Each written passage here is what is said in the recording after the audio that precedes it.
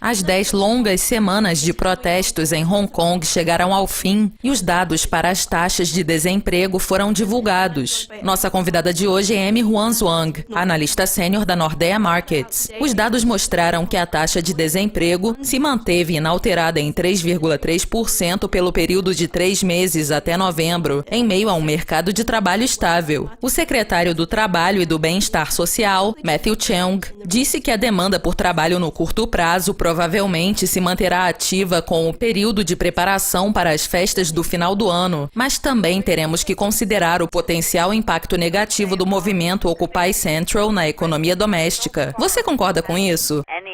Eu acredito que ainda há um risco, mas até o momento não notamos nenhum efeito sobre o emprego. E por isso, o risco é bastante limitado. A taxa de desemprego em Hong Kong manteve-se bastante estável nos últimos 3 anos, em um nível ligeiramente acima de 3%, que representa uma baixa recorde de 10 anos. Naturalmente, isso também vai afetar os setores de turismo e serviços, por causa do alto número de turistas chineses em Hong Kong. Se esse motor permanecer saudável como esperamos, a situação do desemprego em Hong Kong será muito estável. E nesse sentido, os riscos dos manifestantes serão muito limitados. Os protestos pró-democracia, que sacudiram Hong Kong por 10 semanas, foram silenciados na semana passada. Esses protestos fizeram alguma diferença após tanto tempo? Haverá efeitos no longo prazo?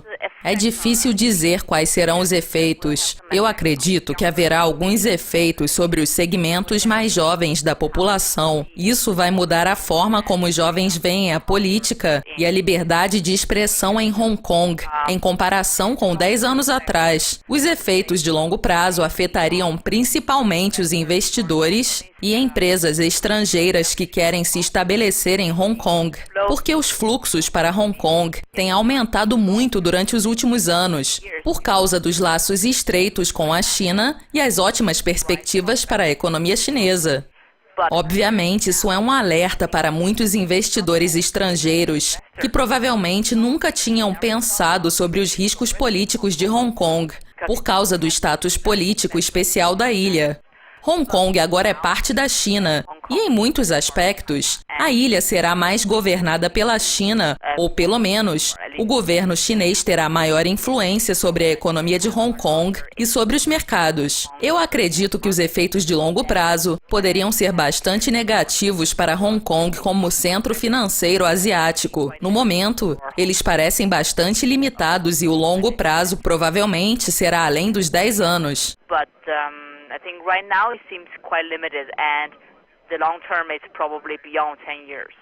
O lançamento da conta corrente na sexta-feira registrou uma baixa recorde de 8,940 milhões de dólares de Hong Kong negativos no segundo trimestre de 2014. Quais eram as expectativas para esses dados?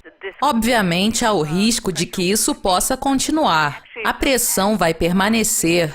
Mas se analisarmos os últimos 3 anos, houve um padrão sazonal claro nos números da conta corrente divulgados em 2012, 2013 e agora em 2014. Houve queda no segundo trimestre e logo em seguida, no terceiro trimestre, vimos uma forte recuperação para o território positivo. Eu acredito que isso provavelmente acontecerá mais uma vez, mas a tendência geral para a conta corrente será de queda, principalmente por causa da balança comercial, já que Hong Kong está importando mais e exportando menos, agindo como um intermediário ou etapa entre o mundo exterior e a China. Eu acredito que esta tendência certamente irá continuar, porque caso o cenário não mude, a China continental continuará exportando menos e importando mais, o que também terá um impacto negativo sobre o saldo em conta corrente de Hong Kong.